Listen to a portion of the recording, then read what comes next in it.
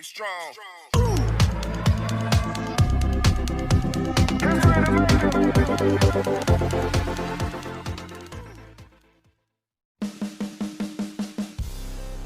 Oke, kembali lagi bersama saya Kang Kumis. Kali ini Kang Kumis kembali bersama Anda tentunya di saluran utama yang membahas seputar permasalahan keluarga.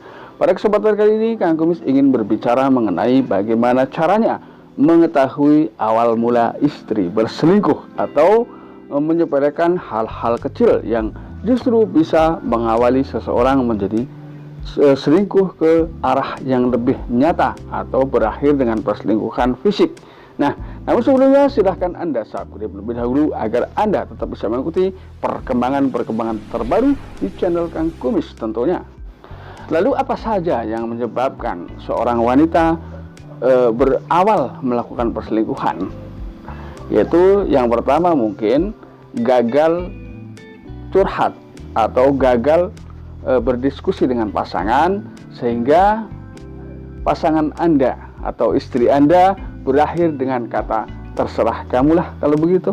Nah, hal ini bisa mengawali seseorang menjadi nekat secara tidak sengaja mulai melakukan hal-hal atau lebih suka curhat dengan orang lain karena dia menganggap dengan curhat orang lain dia merasa lebih dihargai oleh sahabat atau bahkan teman lawan jenis. Ini awalnya.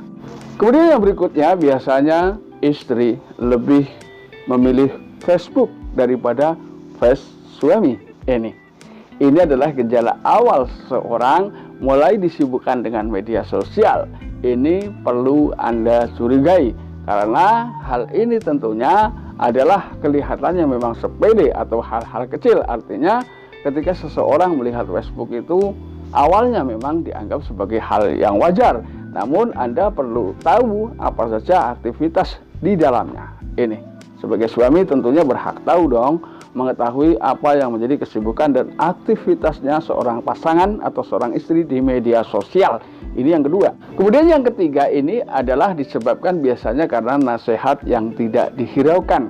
Artinya mungkin ketika di sini terjadi harus timbulnya memang rasa saling pengertian antar pasangan, ya.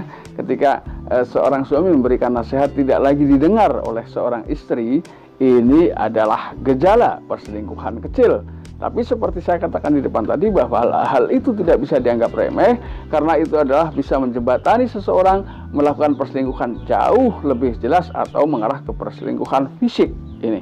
Kemudian yang keempat, ya, ini tanda ini cukup jelas ketika seorang pasangan misalnya Anda pulang kerja atau pulang beraktivitas tidak lagi mau menyediakan secangkir kopi. Artinya secangkir kopi itu tidak ada di meja Anda. Ini gambaran bahwa memang perempuan sudah mulai kurang perhatian terhadap Anda. Ini adalah hal-hal kecil, tapi tentunya mereka punya alasan tersimpan ya bagi pasangan Anda dan ini perlu Anda gali secara bijak.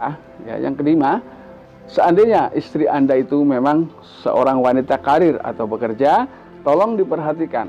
Ketika dia memang suka menghubungi rekan kerja di luar jam kerja, artinya memang di situ juga tidak ada acara mendadak, rapat, lembur dan lain sebagainya, sebaiknya Anda tahu gitu loh. Untuk apa aktivitas tersebut? Artinya aktivitas yang dilakukan di luar aktivitas kantor tentunya atau di luar aktivitas rutinitas pekerjaan. Jadi tidak ada salahnya Anda memahami hal tersebut karena kembali lagi bahwa seorang suami ketika ingin mengetahui aktivitas istri itu adalah merupakan bentuk perhatian sebetulnya, bukan curiga atau buruk sangka. Karena ketika hal itu Anda terlanjur tidak tahu, maka ditakutkan atau dikhawatirkan istri akan lebih berani melakukan hal-hal yang justru lebih berbahaya dan mengancam keharmonisan keluarga Anda semua. Yang keenam, ini penting sekali. Kenapa kadang-kadang seorang istri menjadi berselingkuh, kemudian tidak lagi mempan dengan nasihat yang Anda berikan, tidak lagi mendengar apa yang menjadi pendapat pasangan. Ini dia timbul dalam ego dirinya bahwa dia pun berhak untuk mendapatkan kebahagiaan tentunya. Nah, ini kita sebagai pasangan harus saling introspeksi kembali bahwa sebetulnya apa yang salah. Apa salah saya kok istri saya atau pasangan saya nekat seperti ini? Ini adalah PR buat Anda semua ketika Anda ingin betul-betul membina keluarga Anda menjadi keluarga yang jauh lebih harmonis dan bahagia tentunya. Kemudian yang selanjutnya, yang ketujuh, dia mulai berani bercerita tentang masalah internal atau masalah pribadi dengan teman dekat. Nah, biasanya memang berawal dari seorang teman, namun di sini perlu Anda waspadi ketika di situ sudah terjadi perbedaan jenis kelamin, mohon maaf ya, atau lawan jenis.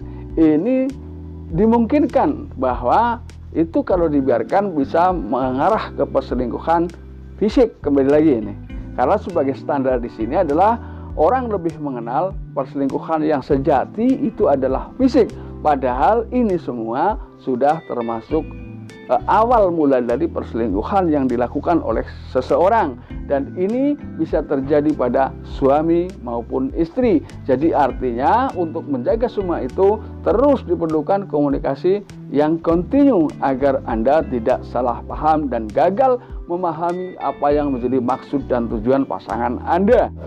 Lalu mungkin Anda masih bertanya-tanya, Kang Kumis, apakah ada tanda yang paling jelas yang bisa saya rasakan ketika memang istri saya mulai berselingkuh? Ada, jelas, saya berani jamin ada.